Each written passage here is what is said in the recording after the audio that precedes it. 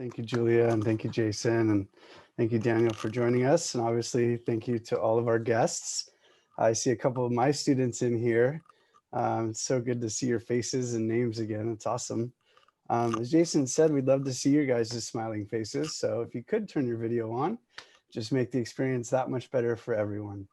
But tonight, we're going to jump into it. I'm really pleased to welcome our feature photographer, Daniel W. Coburn. And I'm going to read his bio here, but he's a fellow educator at LACP. And it's the first time we actually met, but anytime, I get to meet amazing, talented photographers, it's always a good time for me. So I jumped in at the opportunity, and it's truly an honor to be here. So thank you so much, everyone. Really, really honored. But let's jump into it. Daniel Coburn was born in San Bernardino, California in 1976. His work and research investigate the family photo album as one component of a visual infrastructure that supports the construct of the American dream. Coburn's prints are held in collections at major institutions, including the Museum of Contemporary Photography at Columbia College, the Mariana Kistler Beach Museum of Art, and the University of New Mexico Art Museum. His photographs have been the subject of solo exhibitions at the Mulvane Art Museum, Silver Eye Center Photography, Filter Photo Space, and La Fototeca Gallery. Photographs from Daniel's comprehensive body of work have appeared in numerous international group exhibitions in Brazil, and his first monograph, The Hereditary Estate, was published by, and I apologize, Kara Verlag in 2015, if I'm messing up any of these names. Daniel Coburn is a recipient of the 2017 John Simon Guggenheim Memorial Fellowship. He was named as a finalist for the Arnold Newman Prize for New Directions in Photographic Portraiture in that same year.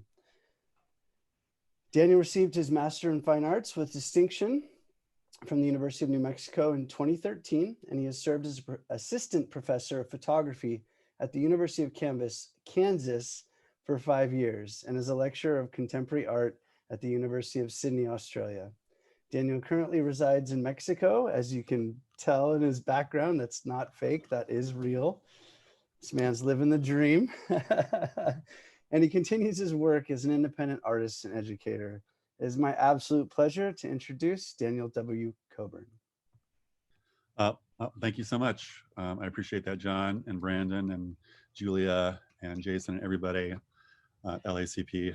It's a pleasure to be here. It's always exciting and fun for me to share my work with other people. I'm an artist, and also I consider myself an educator. Those two things kind of go hand in hand for me. So it's my pleasure to share whatever knowledge that I have to share with the rest of you. I see some familiar faces in the audience here today, so welcome. And those of you that I don't know, welcome as well. And I hope this is an insightful kind of experience for you, and I'll do my best to give you a little bit insight into my work, but also I'm going to talk a little bit about what is going to be covered in my workshop at LACP. I think that's important. I'm going to go ahead and share my screen so that you can see my presentation. So I'm just going to talk a little bit about how I kind of find inspiration and how I work. In 2010, sorry, I kind of decided to give up my, let's see if I can get rid of that. All right. So in 2010, I quit my high-paying job as a graphic designer because I'd fallen in love with photography, and I decided to kind of pursue my passion as a photographer. And in doing so, I decided to attend graduate school at the University of New Mexico. And when you move to the University of New Mexico, or when you move to New Mexico, I should say, the first thing people say is, oh, you're going to make beautiful photographs in New Mexico. The light is so amazing there. And it's true, it's a beautiful place, but I found kind of very little inspiration there. I kind of struggled my first year with a couple of different ideas about projects that I wanted to pursue. Ultimately, I returned home the summer after my first year, and I made this photograph of my mom. And so what you're seeing here is kind of the beginning of my work as it kind of currently stands. And my point is that it happened kind of totally by accident. I'm not the kind of artist that kind of sits down and conceives a body of work and then goes out and makes it. I tend to use my camera as a tool to make notes and make observations. And through those observations, I work to kind of try to find the connective tissue And I learned from that work, which ultimately becomes part of a larger series. And so this is an example of that. I came home on the 4th of July. I made this photograph of my mom kind of floating around in the pool. And it was one of those instances where I was just kind of personally, I felt like this was one of the strongest photographs that I'd made in a long time. And I had to take it upon myself to figure out why. And after a lot of self-reflection, ultimately it came to me that this was a portrait of my mother, who was a very special person to me, a person that I loved. And it embodied her spirit as a person that is both kind of menacing and fragile simultaneously. And for me, that was a really powerful moment. And so for me, when you make a photograph like this, my intuition is to try to make more. So I set out to do that. And I don't know, for some reason, I started making photographs like this. You know, I really wanted to try to capture the presence of my parents. So that what you see here is my father. He's holding a handgun that he bought when he was in the military during Vietnam. And both of my parents have very strong personalities, to say the least. And you probably can see that in these two photographs. I also have a niece and nephew. I don't have any of my own children yet, but I have my niece and nephew. And so I kind of started to photograph them as stand-ins for myself. And I say this, I'm saying these things kind of retrospectively, because as I was making these photographs, I wasn't really thinking about this. I was really just thinking about trying to make the most powerful photographs of my family that I possibly could. One of the things that you'll notice is the photographs of the men in my family, they tend to be a little bit more subdued. Their identities are often disguised. That's done intentionally. This is a little bit about what we're going to talk about in our workshop regarding visual storytelling. It's how you can use different visual devices so that characters either recede or come forward in the story that you're telling. And so here you see my father in camouflage. You saw my nephew here behind the tree. That's kind of designed to make their personalities recede in the narrative, because the women in my family are really the strongest, most powerful entities. Another photograph of my father. And so I'll say here that clearly this is not a documentary photograph. You know, I didn't just walk into my parents' room and make this photograph. I approach portraiture from the directorial kind of mode of making. So my photographs often exist as drawings or sketches before they ever become photographs. That's the case here. In this case, I had my mom actually get in the shower and then get into bed, and I made this photograph. And it's really about intimacy. That's kind of what I was thinking about when I made this image. I'm also going to talk in our workshop about different ways we can make portraits of people or tell a story without making images, actual literal images of people. So this is a still life that was made on my mother's dresser. Here again, my niece is, you know, she has inherited the presence of my mother, and she's just a really powerful being, especially at this age. She just had a really powerful presence. My mom does wear this kind of jewelry. However, in this case, I asked her to wear these rings. This image is titled Mom's Clutch, and I just enjoy the kind of play on words. My images are often titled as a play on words. So a clutch could be an accessory, a handbag, or it could be a grasp, like what you see here. I use props. You know, one of the ways I have to give credit to my parents and my family, because they're my collaborators. They're not just my subjects. And one of the ways that I engage them is I'll start with an object that I think is kind of provocative, and I'll ask them to pose with it. And so again, here you see my dad is kind of hidden behind this rack of ribs. As I was making this work, I kind of realized that I was confronting some really potent issues that had never really been discussed in my family history. And so there is a legacy of alcoholism, substance abuse, domestic violence within my family history. So part of my work as a photographer is taking those memories that I have or stories that I've heard from relatives and transforming them into something that's tangible. So what you see here is kind of a tangible manifestation of a memory. Um, Again, my parents are willing participants here, so I asked my father to do this, and it's always a negotiation. My father has always presented himself as the alpha male in the family and does not concede easily. So when I asked him to lay down in front of this puddle of oil in his garage, you can imagine that he wasn't immediately open to that idea.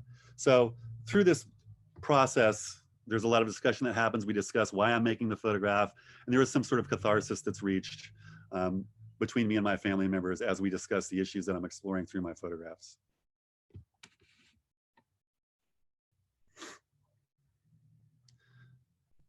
One of the things that I'm going to talk a little bit about in the workshop is how we can use color.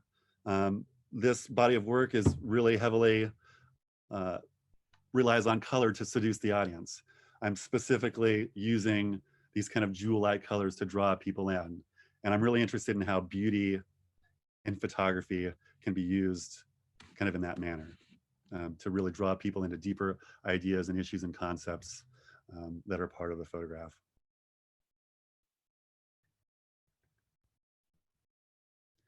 You know, when you're making photographs of your family and you're exploring these dark issues of your own family history, one might argue, who cares, right?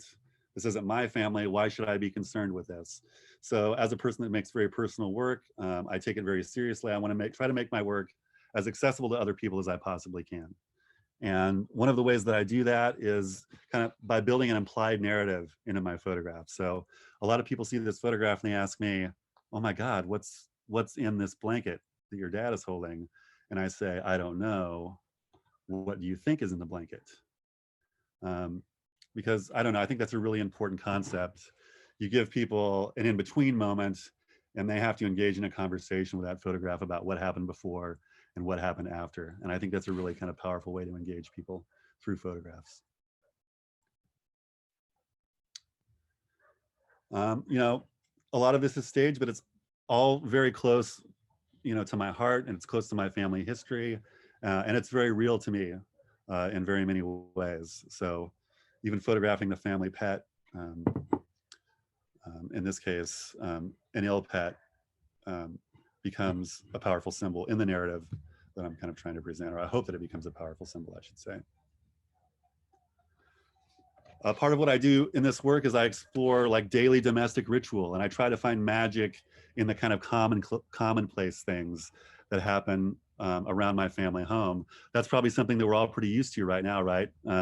Being confined in some ways, we're looking for inspiration in the things around us. And so that's what I'm doing here. I've seen my dad light the grill like this many, many times. But it's the magic of photography that actually transforms this kind of ephemeral moment into something that's static and sculptural.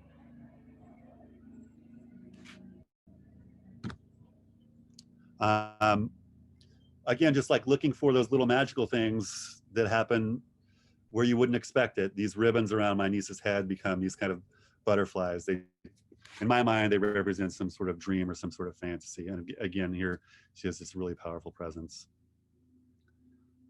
Another example of, you know, a staged photograph. I'm constantly thinking about the history of photography. I'm constantly thinking about the history of art. In this particular case, you know, I was thinking about portraits of the aristocracy, portraits of religious figures from the Renaissance era. And so that's kind of what has inspired this. Instead of wearing a crown, my mom wears this kind of domestic head treatment. So, okay, so after I made these pictures, you know, I took them back to my mentors at the university, and I really had no kind of real intention.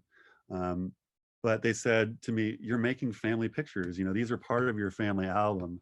I never really intended them to be this way. I was just kind of trying to describe my parents, but I started to think of them from that kind of perspective, like these could potentially become part of my family album.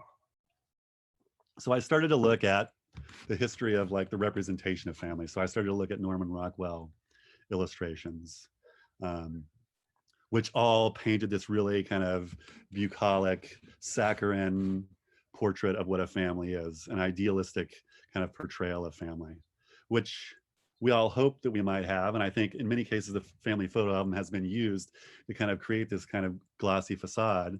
But my family definitely did not fit into this paradigm. And so I started thinking about how I might use my work to tell the story of family, like a more realistic idea of what my family was like, and maybe a lot of families. So here we see Bobby's holding the camera. It's during the age of Kodak in the 50s and 60s, the camera became the extension of the family body, the family unit, and was designed to kind of, as a mode of surveillance, to kind of keep up with the Joneses. So I started looking at, mid 20th century stock photography. And this kind of theme comes up over and over again. I just did a search for family vacation, and dozens of these photographs on masterfile.com came up. And you see those kind of motifs represented and replicated in most families' albums. And you see that here in this vernacular photograph. You see it here. This is an image that I took from Google. Another one from Google. People recreating these scenes from advertisements that were made 50 years ago. And of course, here we have the classic example of National Lampoon's Vacation. And this is the Jenners. I think this is Kylie and I don't know, one of the Kardashians here. So it happens. It's everywhere. It's part of what we do as families, is we create these kinds of images to show our friends. And these kind of images existed in my own family album. Here you see a photograph of my grandmother, my father, and his brother. What I love about this object is that on the back of it, my grandfather carried around in his back pocket in his wallet so much that the image of his Social Security card rubbed off on the back side of the photograph. So what you're seeing here is the front side of the photograph and the back side of the photograph with his Social Security card, which is just a really charming object. I think that he carried this around long enough. And it was just a really cherished object. I came from a family in Southern California, the quintessential successful working class mid-century Southern Californian family. You're seeing pictures of me here. This is from my own family album. So my family was actively engaged in making these kinds of idealistic photographs. One day I ran across this image.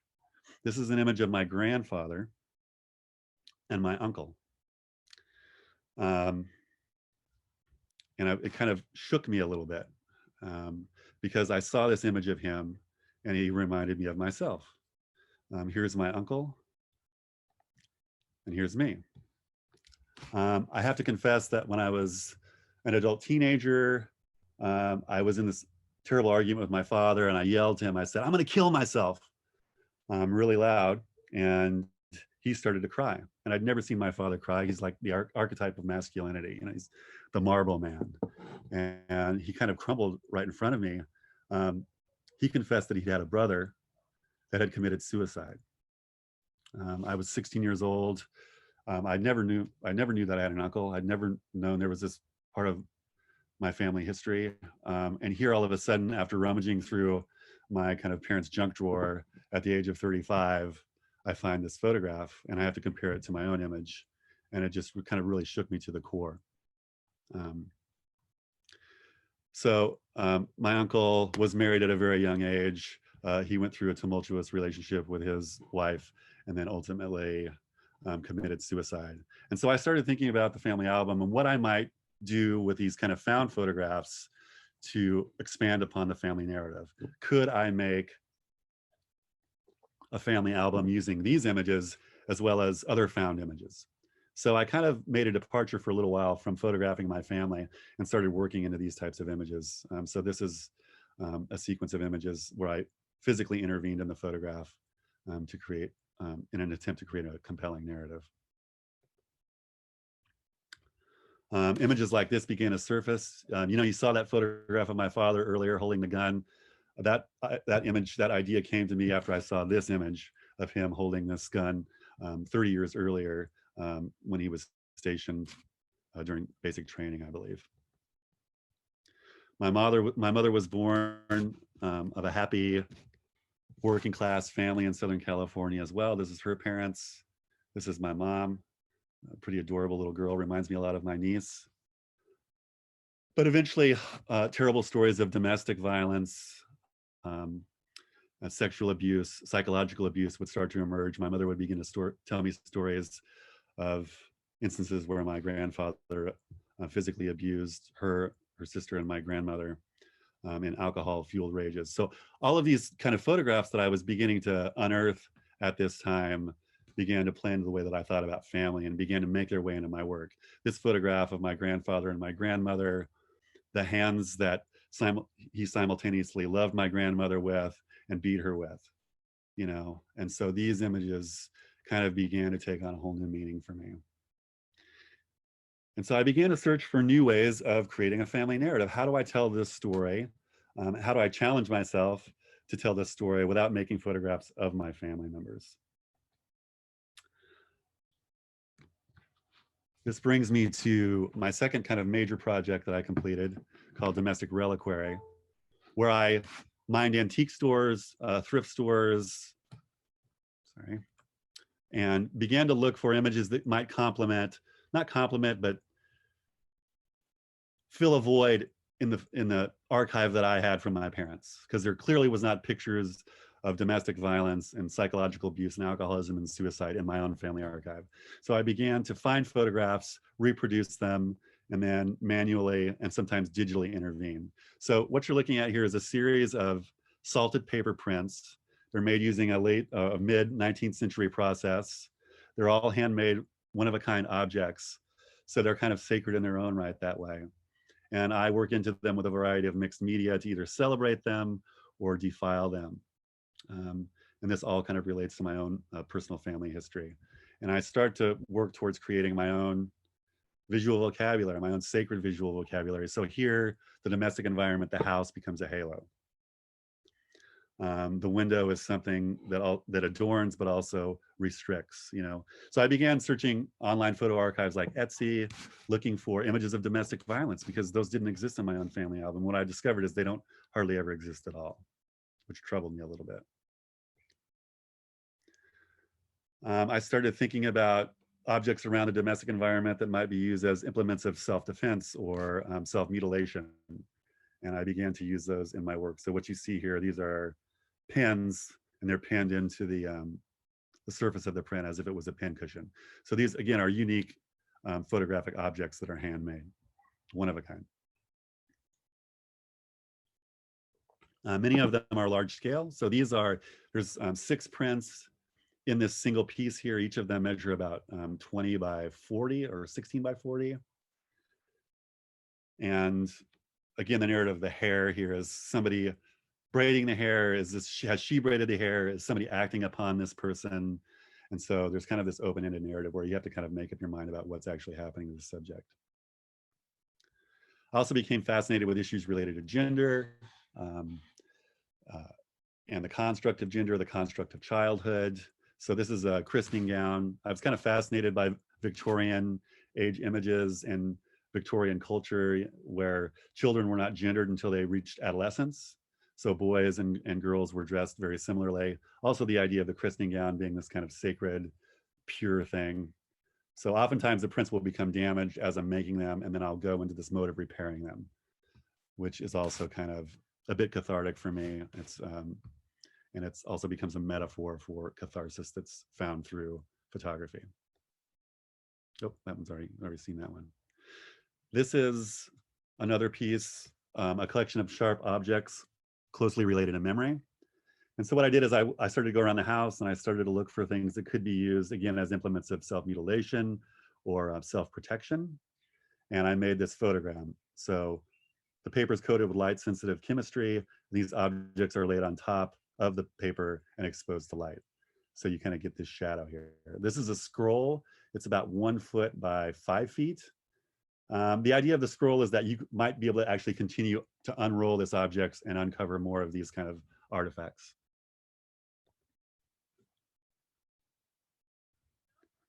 You're going to see this theme of spirituality and Christianity coming up in my work pretty regularly.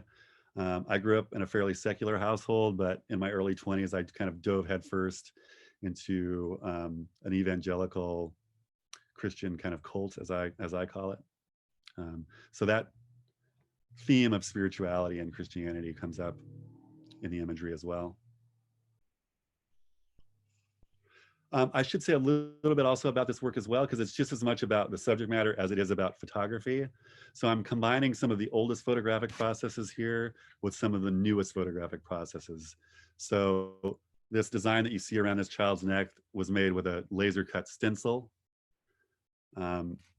Much of the graphics and stuff that you see here are cut with stencils or designed on a computer. And the prints themselves are printed using archaic chemistry, but using contemporary digital negatives. So there's kind of this fusion between of the latest photographic technology and the oldest photographic technology.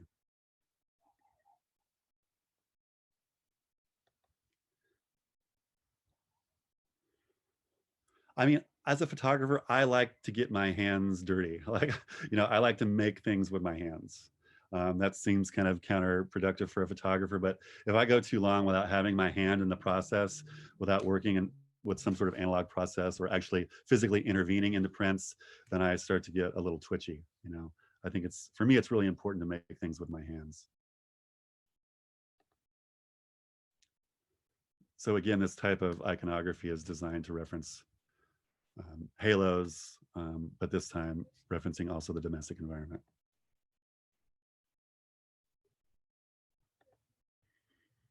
Okay, so doing okay on time here. The Hereditary Estate was completed between 2012 and 2015. And it's an extension of my examination of family and really combines both modes of image making that I was exploring before. So I'll talk a little bit about the technology that I use. When I was making the color work, I was using a digital camera because it was important for me to make as many images as possible. I think I made 6,000 photographs and ultimately ended up with maybe about 50 or 60 in the final edit. In Domestic Reliquary, the previous project, the project that you just saw, I was working with my hands in a dark room using found imagery. And so this is kind of the culmination of both of those things, except this time I decided that I really wanted to slow down and use a large format camera. And this made the work with my family members even more collaborative, because when you're shooting with a large camera, it might take 30 minutes to set up the shot and then make the exposure. So my parents here, this is my mother, my father's hands wrapped around her face. They're my collaborators here. They're participating in a performance that I am photographing.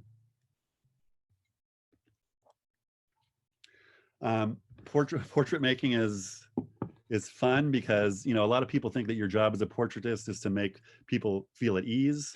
I tend to disagree. Sometimes the best portraits that I make, or the best portraits that I think I make, are come as a result of making my subject feel at unease.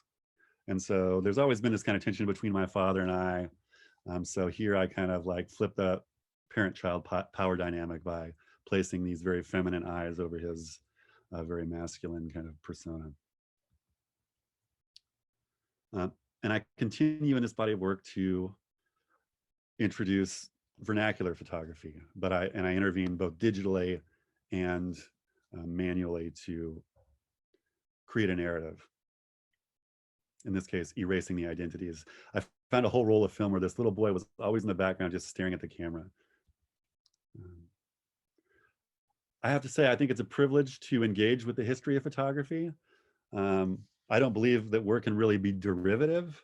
I feel that I'm participating in the history. So I'm influenced by people like Ralph Meatyard. I'm influenced by people like Sally Mann, Emmett Gowan. And you'll see their influence in my work, and I'm actually really proud of that.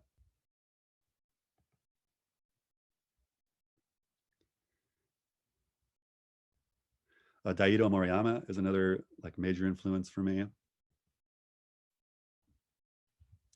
And so, this is a photograph that is of my grandmother, and she was just kind of embarrassed because my grandfather was taking a photograph of her with curlers in her hair.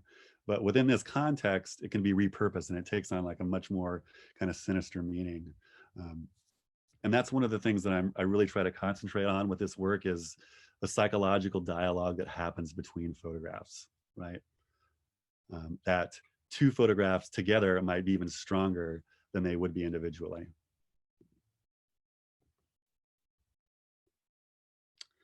Again, use of props here, like trying to keep things fresh, trying to keep my parents active and having fun, participating in this work is key.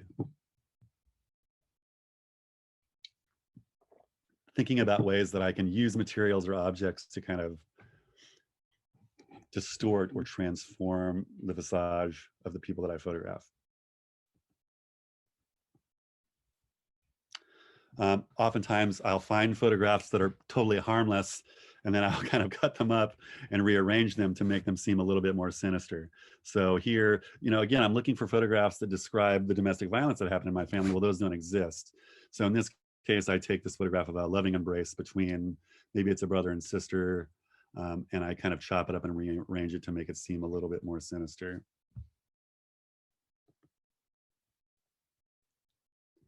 And I'm doing all of this because I think it's really important.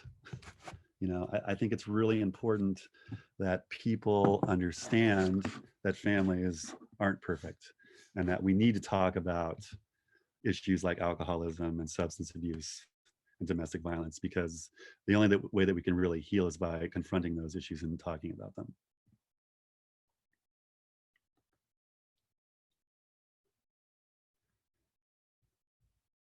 So I'm always looking for ways to draw with the camera.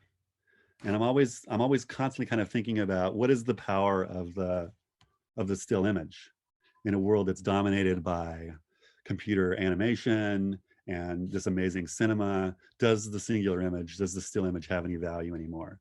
And I think that it does, because it has the capacity to stop time so that we can examine and scrutinize an image in perpetuity in a way that we can't if we're looking at cinema or if we're looking at computer animation. And really a certain kind of magic can be achieved through that process of freezing time. Or prolonging time in this particular case. My work, I hope, directly engages with the history of photography. So when I'm making images like this, I'm thinking of like late 19th century spirit photography, where con men and women were convincing unsuspecting people that they could make photographs of their deceased relatives by making double exposures. So that history of spiritualism in photography definitely influences my work. And again, combining digital and analog methods to create a more kind of compelling narrative.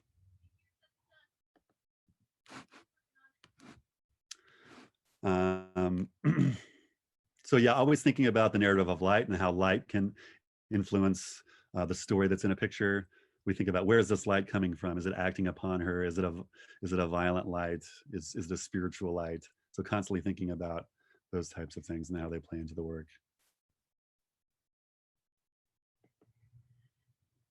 Always looking for mistakes. I think locating the mistakes that people make, that amateurs make, sometimes really create compelling images. And we can, as professional photographers, if we want to think about ourselves that way, we can begin to use those mistakes kind of purposefully to create more interesting narratives. So in this case, the identity of this woman is kind of concealed by shadow, and as a result, she kind of takes on a more sinister presence.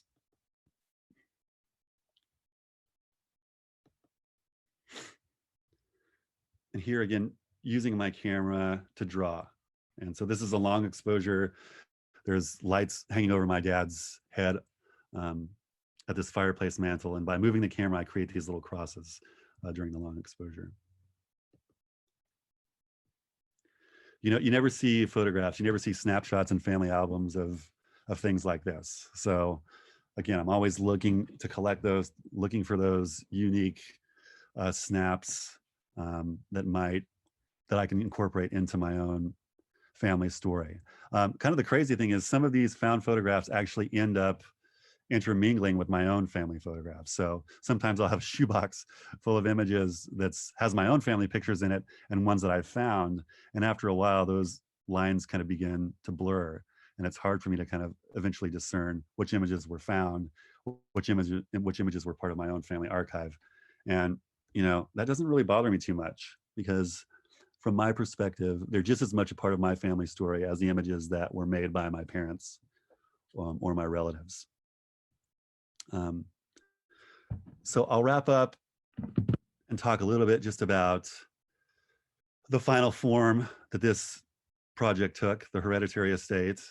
A lot of times, I'm a teacher, so students come to me and they'll want to print a book, or I'll consult with an emerging artist and they'll want to print a book. And my question is always, well, why do you need a book? And that's something that I took very seriously when I was making my own. It's like, because it's a big investment in time, there's a lot of risk involved. And, why is it important that this project became a book? For me, ultimately, it needed to take physical form. I needed to make a physical family album out of this work. So I collaborated with my colleague at the University of Kansas, Tim Hostler, and we designed what I think of as the antithetical family album, a contemporary iteration of the traditional version, but one that defies the common visual tropes and cliches that you find in most typical family albums. Just the idea of this existing in the world.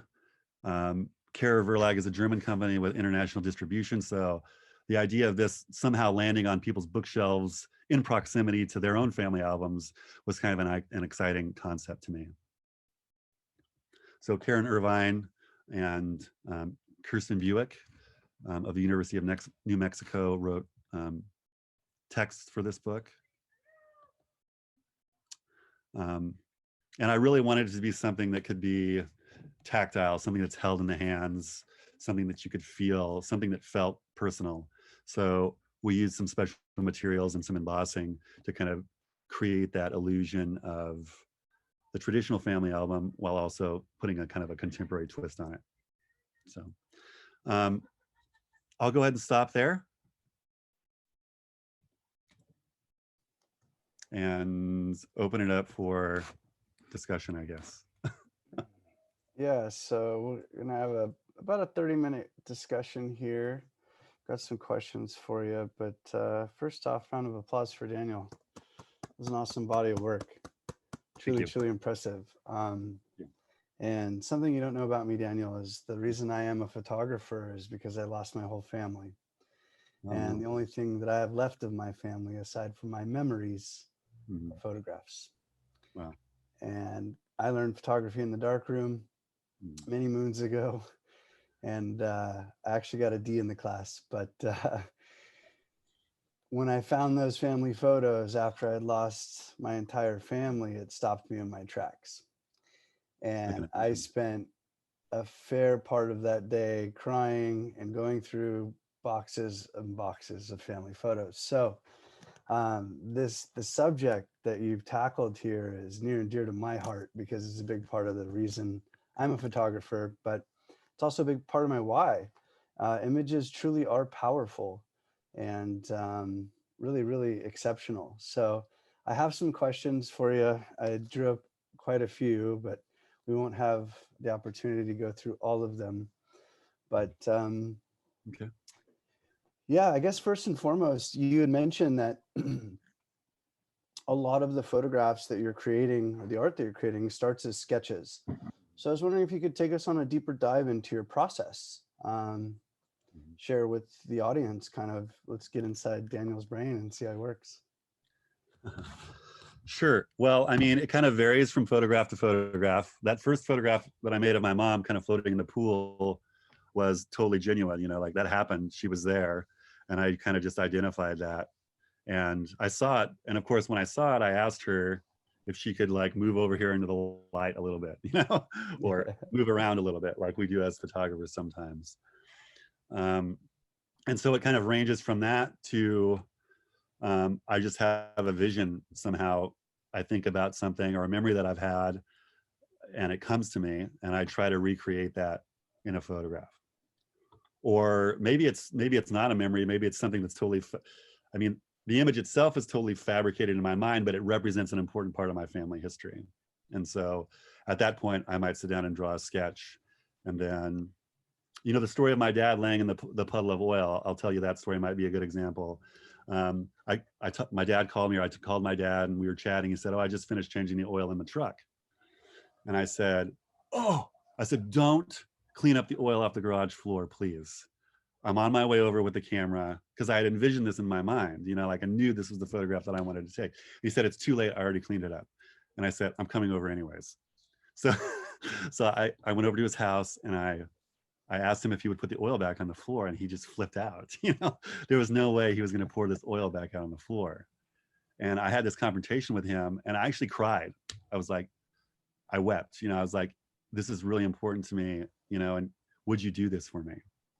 You know, and it was this really kind of moment between my dad and I, and he conceded and he did it for me, which is this kind of wonderful act of love.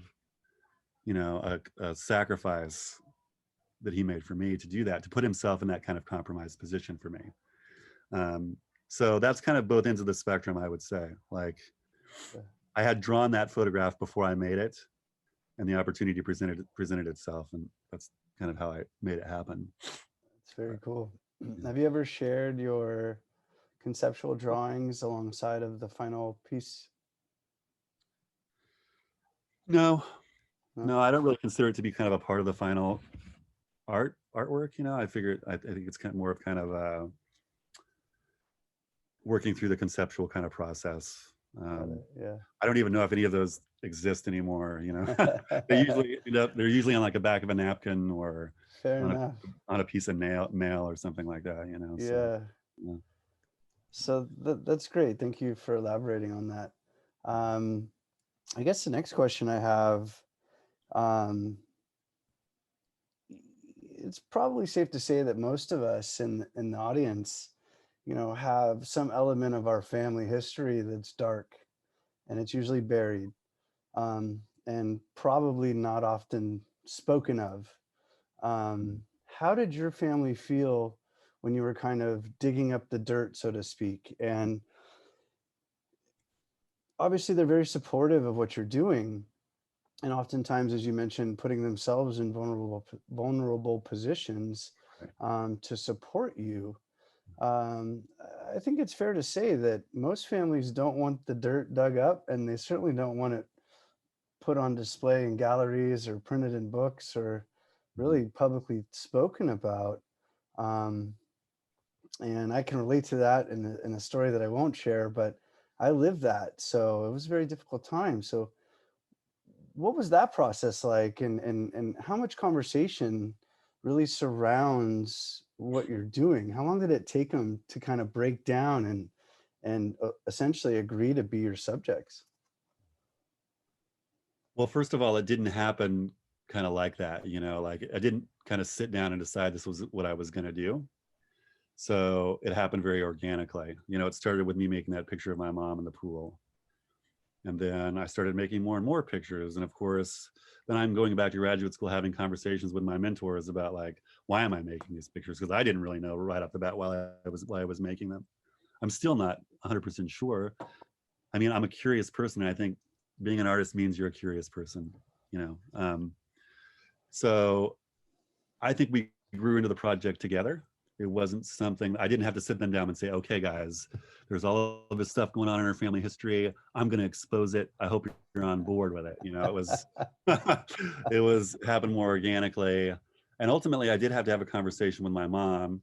Actually, there's, if you guys want to take a chance after this sometime, there's a brief documentary on my website that I filmed where I interview my parents about this. And I had a conversation with my mom and I said, Mom, I'm doing this because I think our family is normal. Not normal, but not, you know, a lot of families deal with some of the stuff that we've dealt with. And I think it's time that we start having a conversation about it. And I hope that I'm doing the right thing by delivering our story to people, you know, and she responded favorably to that. And I think my dad responded favorably to that. I mean, there are photographs that I will never show anybody. You know, there's photographs that will never make the edit. They're locked in a vault, you know, Yeah. because I've decided that, you know, those can't make it to a public because it's just not fair to them. Sure. You know, so there is the kind of that like kind of fine ethical line that I have to walk. Yeah. I want to tell the story and I want it to be as provocative and as compelling as possible, but I also can't. I also have to assess the risk involved with it, 100%. So, yeah. Our, I'm sorry, go ahead, please. Oh, there was an instance where when I had my MFA thesis show, there was a piece of text that I wrote that was in my catalog, and my parents read it and they were offended by it. And so I've had to kind of deal with those things. So those questions do come up, and there's times when we don't necessarily see eye to eye on things, but we've always been able to just work through that. Yeah, that's incredible, to be able to bring some of this stuff up and still have support, even if it means having some difficult conversations. Really great, Daniel. So you mentioned the word sinister several times during your presentation, and much of your work could, at least at first glance, be considered dark and gloomy. However, you also mentioned that one of the reasons or one of your whys is doing this project was to bring awareness, and bring some of these dark things to light. So essentially, you're using sinister images to invoke, or at least maybe bring awareness to positive messaging. Can you talk to us about that juxtaposition and kind of why you approached it in that angle? Yeah, I certainly don't think that I'm telling the truth. I don't really believe in that a photograph can tell a truth. I mean, that's not a new concept, right? It's very, like, people often ask me, there's one picture of me in that whole body of work, and people often ask me, like, why you don't photograph yourself? And I always say, because I'm already too present in the work. Like, this is my version of the story.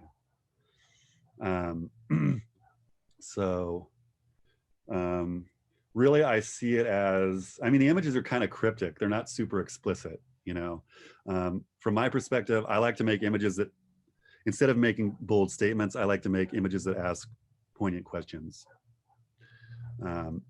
So that's part of my objective as a photographer, is to really start a conversation, is to give you my side of the story. And it is a somewhat sinister story. I have I was not physically abused by my parents, but my mom and my parents were very psychologically manipulative.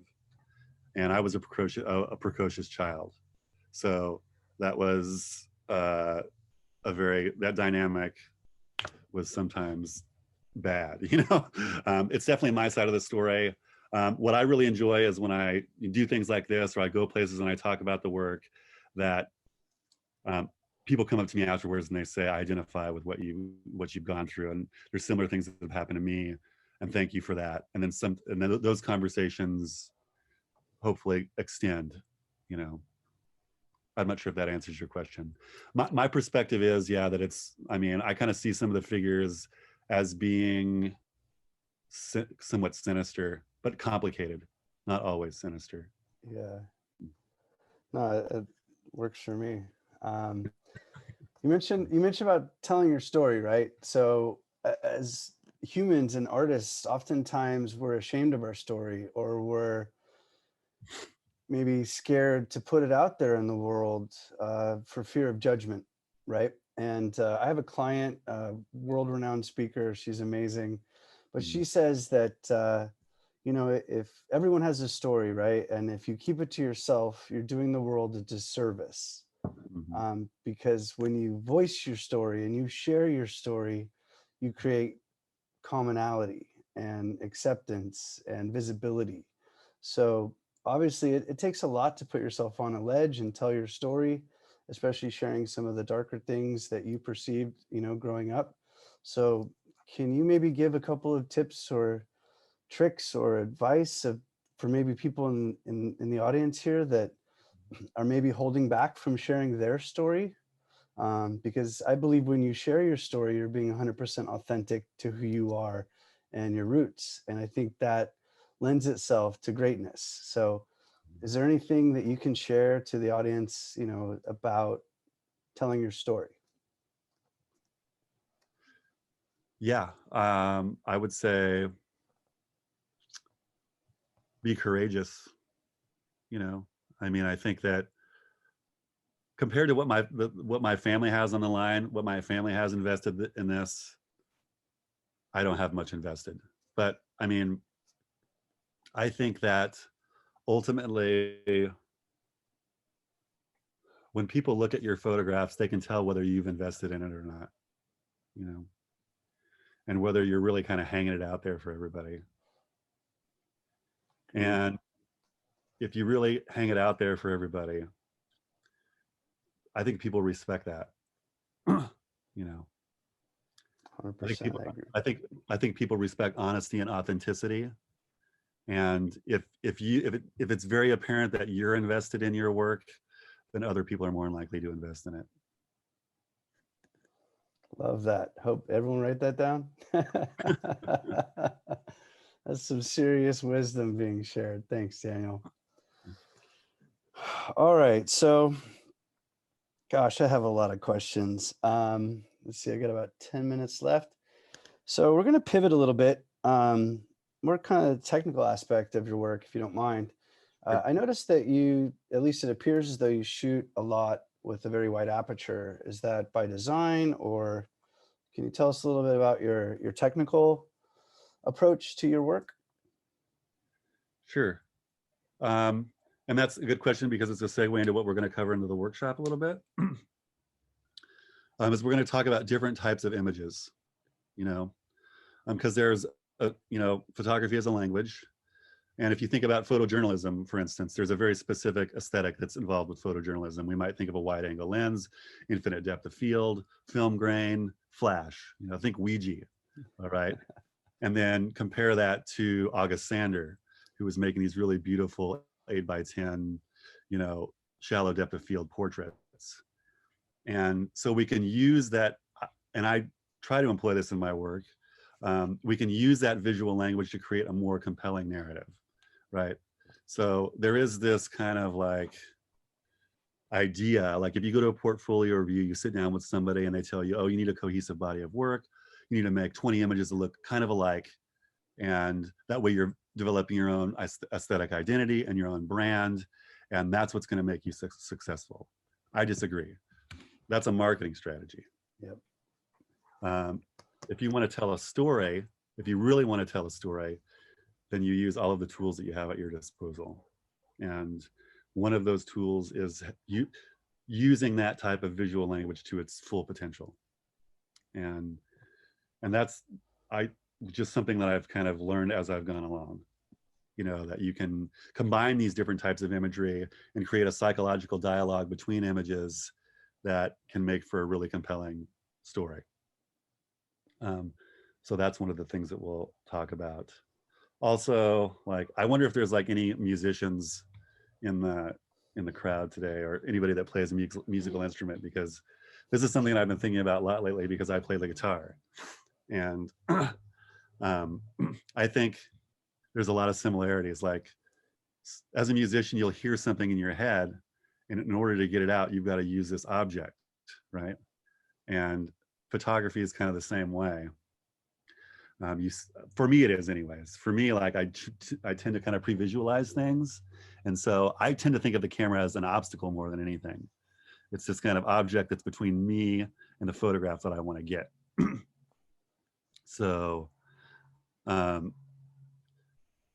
say, you know, when it comes to cameras and technology, it's like, it's the same with music. You want to have an instrument that's inspiring.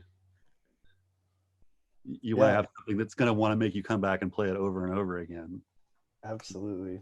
You know, so I don't pledge allegiance to analog. I don't really pledge allegiance to digital either. I have my own kind of preferences, but I typically use the tools that I need to get the job done. And sometimes that's a 4x5 camera with color film, and sometimes it's an iPhone. Yeah, great segue. You're reading my mind, and we did not rehearse this at all. So next question is, with, you know, the abundance of cell phones, I guess the question is, blunt, how do you feel about cell phone photography, and is it an acceptable medium for visual storytelling in your opinion? just going to get a little bit of water before I answer that question. Hang on. You know, I think that it's absolutely a valid tool that people can use, you know, that they should use if they find that to be inspiring. Like my latest body of work that I didn't really get a chance to talk about is a lot of the images were made with a cell phone. Well, but please plug that. Let's hear about it. I mean, you could see it on my website. It's called Becoming a Specter. It was the work that I made after my Guggenheim fellowship.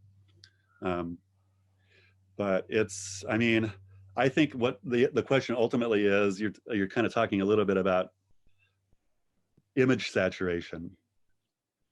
Like, we live in a world that's totally saturated with images.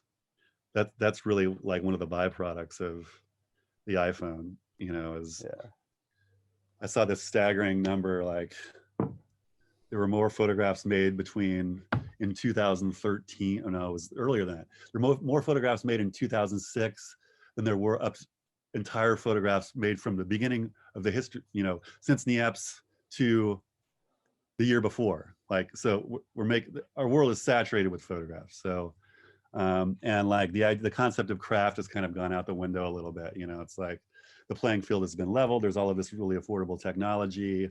Most people with a little bit of YouTube training and a $700 camera can make beautiful images, right?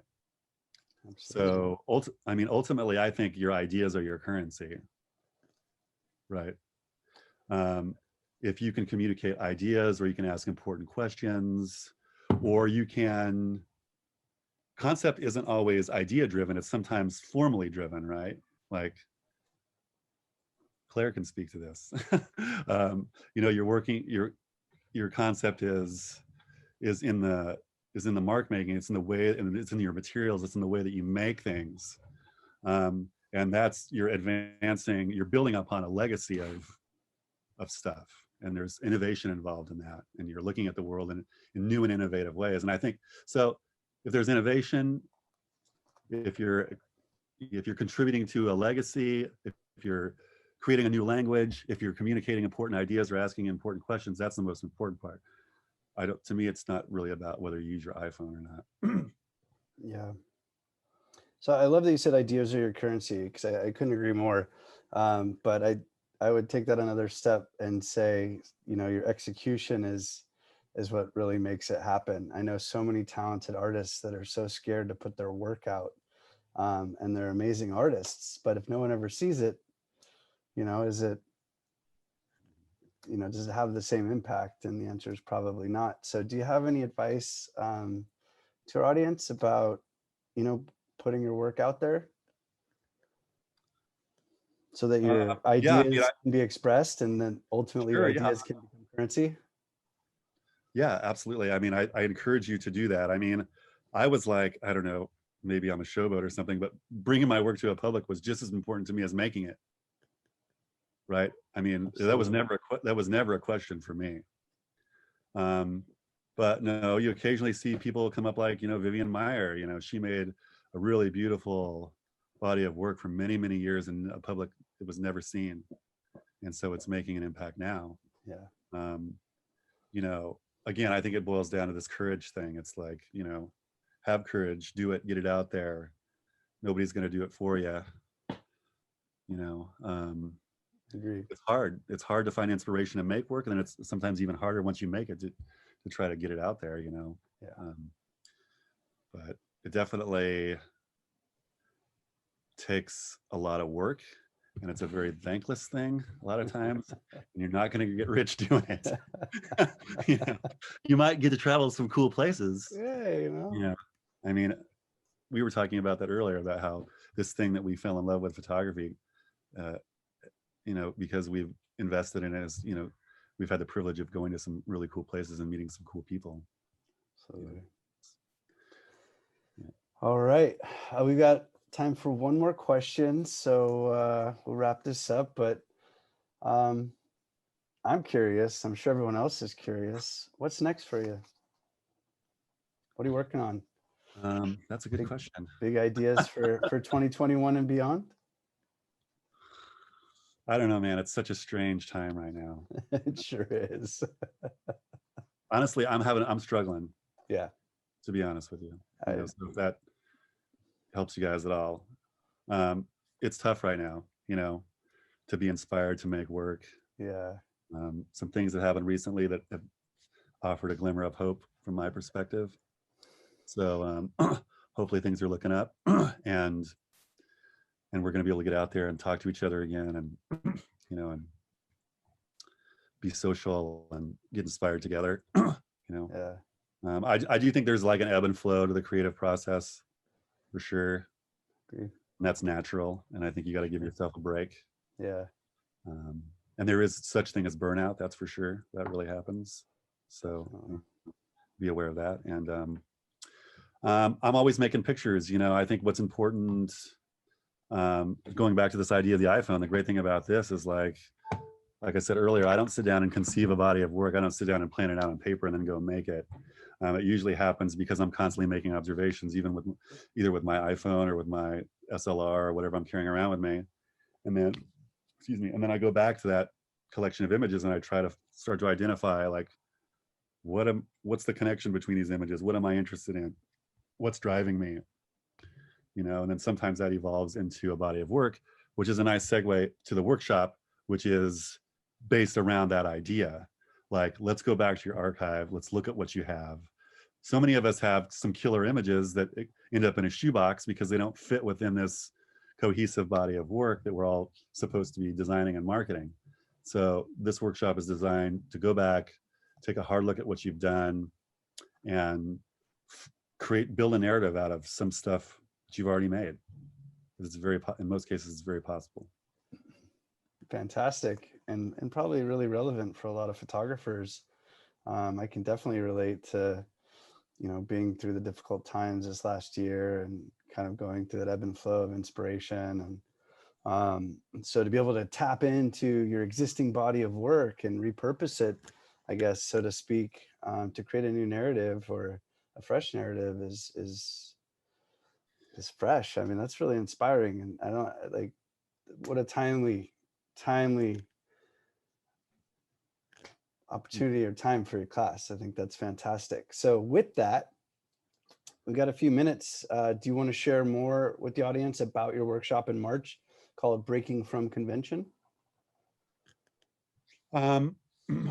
So, I mean, I think we've gone over the essentials of it, but ultimately, there'll be kind of I'm going to give a lecture, which whenever somebody says they're going to give a lecture, that sounds boring.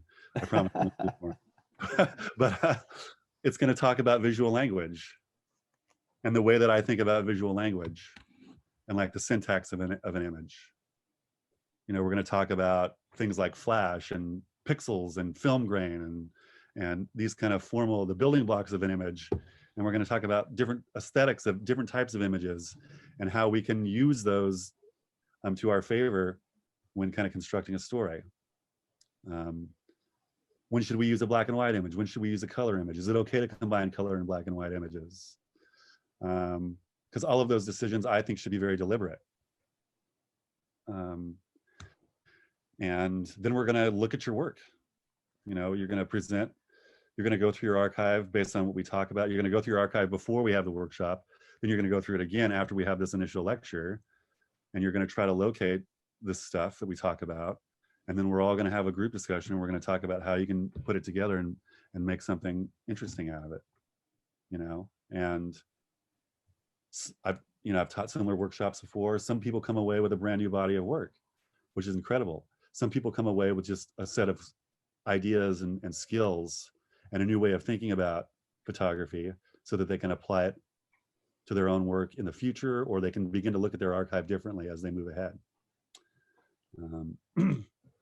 Love that. And can you just let us know real quick, I think we've got to transition on, but can you tell us the format of the class? How often do you meet? How long is each class? And when does it start? Geez, I don't know. I apologize. I don't have the schedule right in front of me. I think it goes, Jason, do you have the schedule in front of you by chance? Maybe not. I'm going to post a link okay. to the LACP website with your workshop and class information. Awesome. Yeah, I'm sorry. I should have. No. It was all good. All good. So, well, really awesome. Thanks for that Q&A, Daniel. That was really fantastic. My pleasure. So now it's time. I've got 5 questions that LACP serves up. These are standard questions for all webinars, apparently. And they're simple, not really photo related. So you ready for these 5? I'm ready. Yeah. Awesome. All right. What's your favorite book or movie right now? My favorite book or movie. Oh man, that's a tough question. I just watched The Queen's Gambit. That's a great show. That's an amazing show. Really yeah. well shot. One of my favorite movies of all time is There Will Be Blood. I mean, I just love Daniel Day-Lewis. I love the music. It's a total sensory experience. That's why I love it. Absolutely. I love movies where there's 2 villains. You probably see that in my work. It's right there. Also, we've been watching The Twilight Zone lately. So good. Rachel, my partner, she's in the audience here. And I had no idea that I had been so influenced by The Twilight Zone.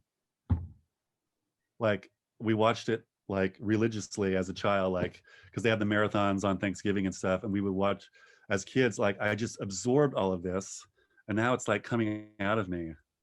It's the strangest thing. Anyway, great. Cool. Thanks. I've been looking at a lot of photo books. That's photo books. Yeah. What's your favorite drink? Question number 2. My favorite drink? Yep. Tequila. Martini. Vodka martini. I was gonna say Mexico. Vodka martini. Vodka martini. Yeah. Nice. All right. Question number 3. What part of the world would you love to visit that you haven't yet seen? I'd like to go to Eastern Europe. I think that'd be cool. I haven't been to Eastern Europe yet. It'd be cool to go to Moscow. Yeah. You could ever get in there, like those kinds of places, they're kind of difficult, that aren't completely accessible, or kind of seem exciting to me. Awesome. Yeah. Number 4, what profession other than photography would you have enjoyed? I'm still going to be a famous musician. And what instrument do you play? I play the guitar. Guitar. Right on. Me too. Mine's back there behind my chair. Pandemic is a great time to learn how to play an instrument. Oh my gosh. Yeah. So I don't know. It is, yeah. I mean, because your mind can only concentrate on that. Yep. All of your other worries have to dissolve if you're concentrating on the instruments. That's really nice. Yeah. Yeah, it's funny. I often equate photography to mindfulness, right? Because you can't capture what's in front of you if your mind is in the future or behind you. So music for me is that same core concept as being present. Okay, question number 5. Tell us something about you that we wouldn't possibly know. Oh my gosh, I don't know. That's so difficult. I used to do this to my students. You were getting ready. At the beginning of class. Something about me you wouldn't know. I guess I'm a legal resident of 2 countries.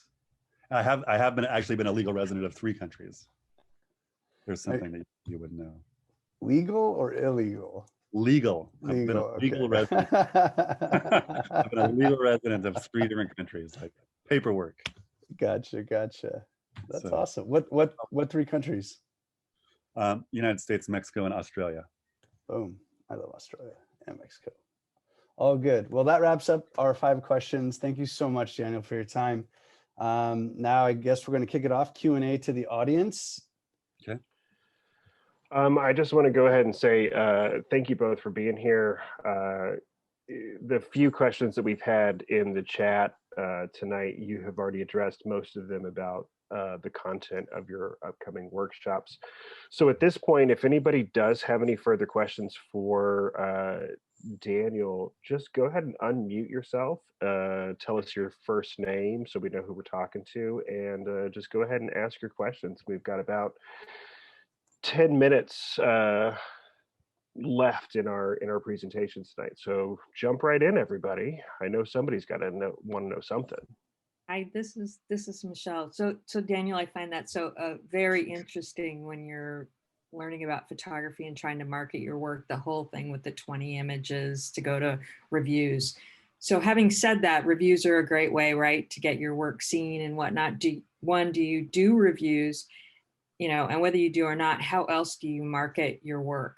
It's beautiful, by the way. It's quite moving. Thanks. No, I do think reviews are really helpful.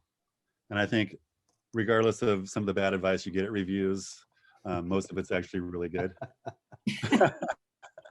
So you take 20 images though, right? Sure. Yeah. But I don't think you have to take the whole cohesive body of work thing too seriously.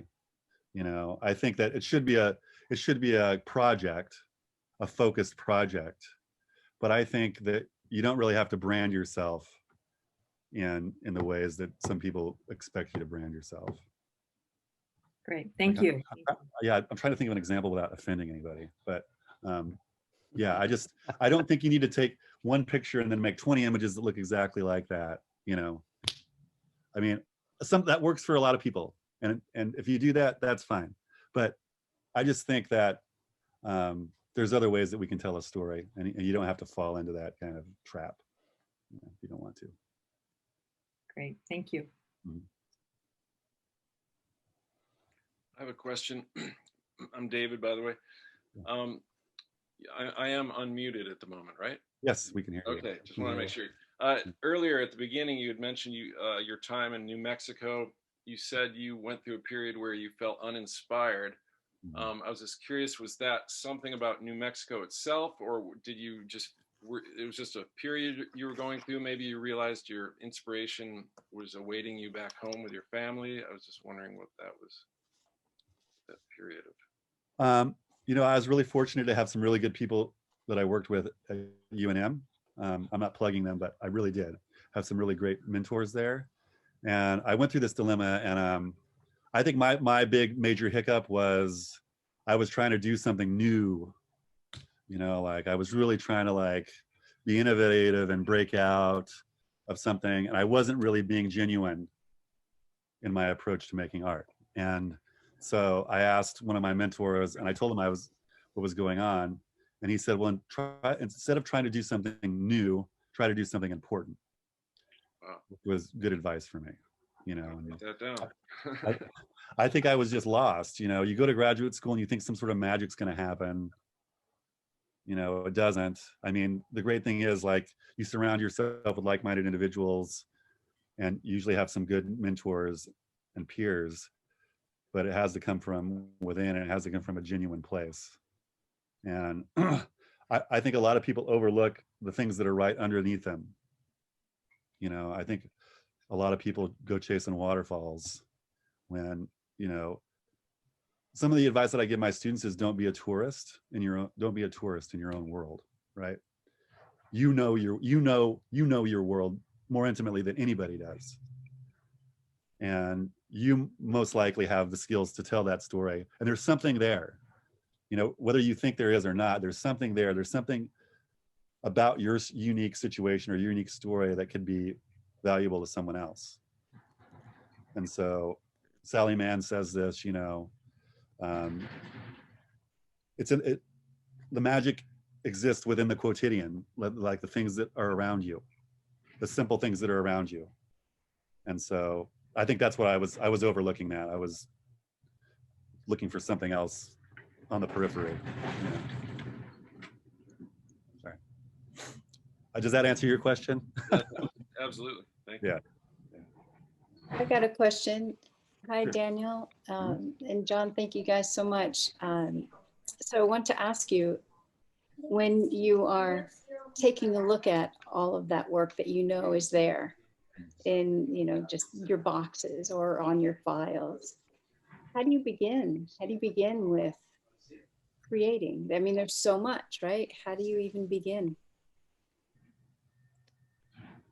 You know, I think sometimes it takes a little bit of distance and a little bit of time from the work that you make, you know, so because we're all hopefully kind of continually getting better, progressing as photographers, pushing ourselves into kind of new psychological territory. And sometimes if we take a look back at what we've done, we realize there's little nuggets of things in there that we missed, because we see it through like a kind of a new lens, you know, a more mature lens. It takes patience. You kind of have to start to weave a tapestry of images, like, and organization helps. Like, you might pull some images out of your archive that are related to family. You might pull some of your images out of your archive that are related to landscape, right?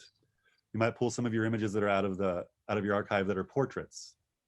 And then if you start to look at the portraits and then you start to look at the landscapes, sometimes you can start to make connections, right? Like, this is just a kind of a generic example. Like, a landscape might describe a psychological state or the personality of somebody that you know, right? It's really mostly about organization, I think, and being patient. And also mindfulness, like thinking about, as you move forward, you're going to start thinking about your archive. There's going to be a little filing cabinet up here where you start to store images, right? And you know that they're there.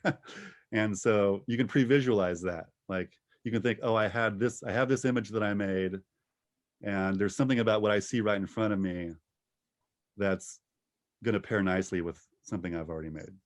You know, so it's really about, it's about going back to your archive and looking at what you have, but it's also about moving forward and working consciously like that. Does that make sense? Totally. Thank you. That's a huge undertaking, and it helps the mind, you know, moving forward as well. Like you said, moving forward. Yeah. Thank you, and thank you for tonight, and John as well. Thank you, guys. Thank you.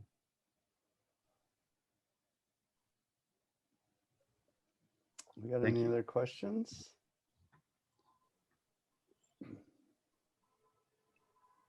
Just for the record,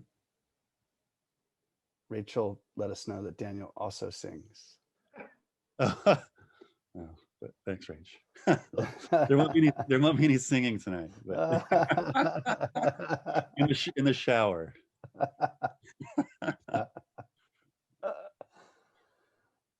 No more questions? All right. Thanks so much. And thanks to John and Jason and everybody. Thank you, Daniel. That was fantastic. Brandon. Yeah, thanks for being here. My pleasure. Yeah. Looking forward to the workshop. Daniel, thank you so much. And John, you guys are the best. Appreciate all your time tonight. And everyone that came here, appreciate you guys. Yep. Good to see a lot of familiar faces too. Good to see all you guys. Thanks for hanging in. Hey, I got one more question. How many times did it take to get the Guggenheim? And congratulations, by the way, because I hear like this story, sometimes like even the most famous photographers takes them 11 times. It took me a couple times. I know people that have got it the first time. I know people that have got, you know, applied 12 times. Right. Finally got it. I mean, it's That's just awesome. Thank you. Yeah, Good it's on you. a huge honor. Yeah, a lot of pressure too. Imagine. Great question.